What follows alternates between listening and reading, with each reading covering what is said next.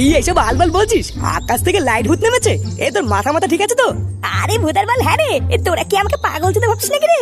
আমি কাল রাতে নিজের চোখে দেখেছি আকাশ থেকে কি যেন একটা উড়ে উড়ে নিচের দিকেই পড়লো।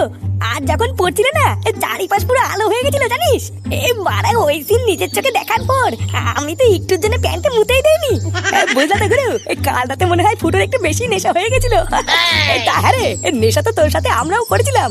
কই তোর মতন তো আমরা লাইট ভূত দেখিনি। হ্যাঁ রে ফুটো, লাইট ভূতের তো সাথে কামড় টামড় দেয়নি তো? এই শান্তির ছেলেগুলো তোরা কি আমার সাথে ইয়ার্কি মারছিস নাকি? হ্যাঁ বোকাচোদা গুলো, আমি একটা সিরিয়াস কথা বলছি আর তোরা দাঁত কিনে মরে যাচ্ছিস। সেগো মানে গুলো সাথে দম থাকলে তোরা আজ রাতেই আমার সাথে চল না, আমি প্রমাণ করে দেবো যে আমি মিথ্যা বলছি না সত্যি বলছি। আমার নিজের চোখটা আর মিথ্যা বলবে না, আমি নিজের চোখে দেখেছি ওই লাইট ভূতটা উঠতে উঠতে পাশের জঙ্গলের দিকে গেছে। পটুদা, তুমি কিছু বলো নাকি? কি বলতে শুনেছো? লাইট ভূতটা নাকি এখনো পাশের জঙ্গলেই আছে। আরে বাবা ছাড় না, তোরা ফালতু ফালতু কেন ওর পিছনে লাগছিস?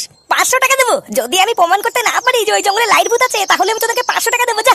এই তুই ভেবে চিন্তে বলছিস তো? ও পরে না দিলে কিন্তু কপালে কষ্ট আছে।